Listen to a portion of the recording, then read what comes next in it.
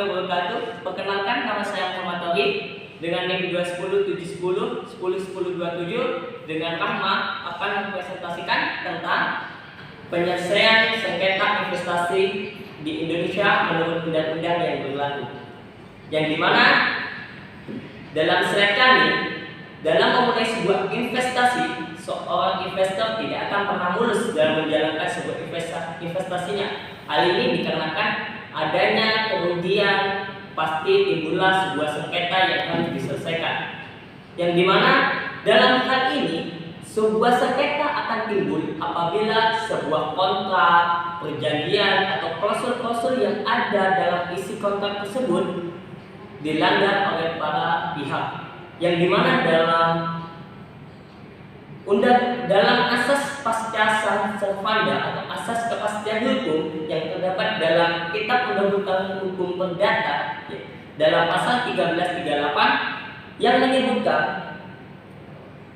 bahwasanya perjanjian dibuat oleh para pihak, maka apabila undang-undang yang dibuat oleh para pihak tersebut akan mengikat dirinya selayaknya dengan undang-undang yang berlaku. Yang di sini Prof. Muhsan pernah mengutarakan pendapatnya mengenai pengertian sebuah sengketa investasi. Beliau menjelaskan perbedaan kepentingan individu atau lembaga pada objek yang sama yang dimanifestasikan dalam hubungan-hubungan di antara mereka. Sedangkan dalam pasal 32 ayat 1 Undang-Undang Nomor 25 tahun 2007 tentang penanam modal, pasal ini menyatakan bahwasanya sengketa terjadi pada penanam modal antara pemerintah dengan penanam modal.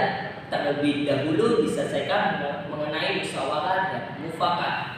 Sedangkan dalam pasal 32 ayat 2 menyatakan bahwasanya jika pasal 1 tidak terpenuhi, yaitu sebuah musyawarah dan mufakat tidak terpenuhi, maka diselesaikan dengan arbitrase dan alternatif penyelesaian sengketa atau pengadilan sesuai dengan ketentuan perundang-undangan yang berlaku.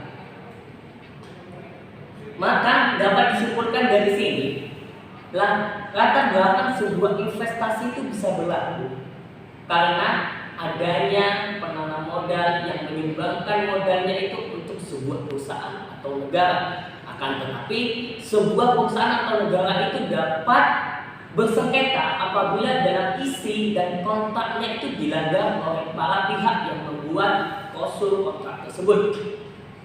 Dalam hal ini terdapat dalam penyelesaian sengketa itu ada dua macam, yaitu yang satu litigasi, yang kedua non litigasi.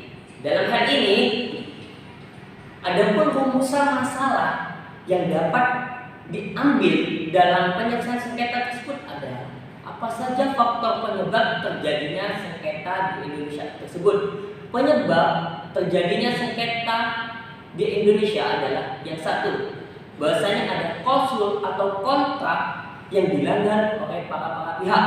Yang kedua, timbulnya dari perusahaan-perusahaan yang ada di Indonesia itu menimbulkan sebuah bencana atau menimbulkan keresahan dalam pemerintah maupun dalam masyarakat. Hal ini dikarenakan apabila timbulnya bencana dalam sebuah pendirian perusahaan tersebut, maka izin dari perusahaan tersebut akan diambil. Oleh karena itu timbullah sengketa. Yang kedua, bagaimana sistem penyelesaian sengketa investasi di Indonesia? Yang di sini penyelesaian sengketa yang kita singgung dari tadi ada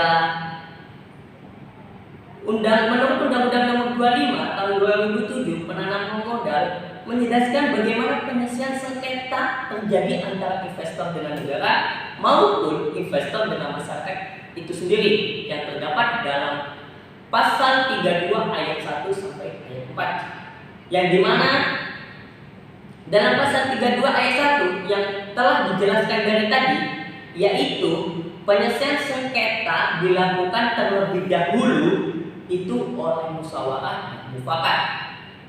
Dan keterangannya dalam pasal 32 ayat 2 yang dimana apabila penyelesaian sengketa itu tidak bisa diselesaikan dengan musyawarah atau mufakat, maka akan diselesaikan dengan arbitrase dan alternatif sengketa atau pengadilan sesuai dengan ketentuan peraturan perundang-undangan yang berlaku. Yang nomor 3, menyatakan apabila sengketa di bidang penanam modal antara pemerintah atau penanam modal dalam negeri, para pihak menyelesaikan sengketa arbitrase berdasarkan kesepakatan kedua belah pihak mengacu pada pasal 32 ayat 2 yang dimana itu penyelesaian bisa melalui arbitrase atau alternatif sengketa. Diteruskan dengan pasal 3, kalau ingin menyelesaikan sengketa di arbitrase dan penyelesaian sengketa harus ada kesepakatan dari kedua belah pihak. Harus dicantumkan itu kesepakatan dari kedua belah pihak. Maka kalau tidak bisa dilakukan tersebut, bisa dilakukan dengan cara litigasi atau di pengadilan. Dalam ayat 4 menyebutkan apabila terjadi sengketa bidang penanaman modal antara pemerintah dengan penanam modal asing atau PMA, maka para pihak harus menyelesaikan sengketa terlebih dahulu melalui arbitrase internasional. Dikarenakan apabila sengketa itu dilakukan oleh penanam modal asing yang dimana sebuah subjeknya itu adalah investor asing, maka penyelesaian sengketa dengan cara dilakukan dengan arbitrase internasional. Maka kesimpulan dari sini, penyelesaian sengketa itu bisa mengacu apabila tidak ada atau badan yang bisa menyelesaikan sengketa itu secara adil, yang dimana seorang investor baik itu bisnis lebih mengutamakan penyelesaian sengketanya itu di non litigasi atau di arbitrase atau penyelesaian alternatif penyelesaian sengketa. Sekian dari kami Muhammad Tori, maka akan dilanjutkan lagi bagi teman saya, dan jangan lupa like dan subscribe di Melek Hukum. Sekian, wassalamualaikum warahmatullahi wabarakatuh. Perkenalkan, nama saya Rahmanur Hidayati. Di sini saya akan menjelaskan rumusan masalah yang ketiga, yaitu contoh sengketa investasi. Di sini kami mengambil contoh sengketa investasi antara PT Amco dan PT Wisma. Awal mula terjadinya sengketa antar kedua belah pihak tersebut dikarenakan adanya persisian perdata mengenai sewa menyewa pembangunan dalam hal pengelolaan Hotel Kartika Plaza.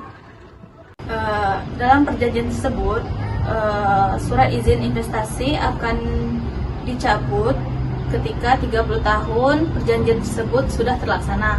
Namun, pada tahun ke-9, perjanjian investasi ini dicabut oleh BKPM atau Badan Koordinasi Penanaman Modal.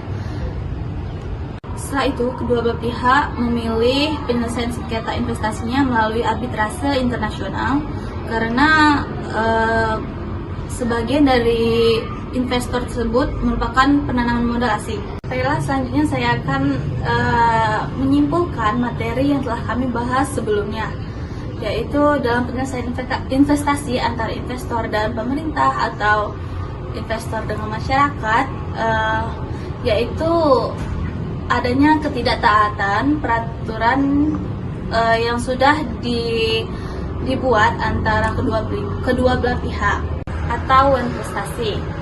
Selanjutnya yaitu tentang sebab-sebab terjadinya perjanjian itu diingkari, yaitu yang pertama adanya interpretasi isi kontrak antara kedua belah pihak tersebut. Kemudian adanya perubahan kebijakan dari pemerintah terhadap peraturan perundang-undangan yang dimana kontrak tersebut sudah disepakati sehingga menimbulkan sengketa baru.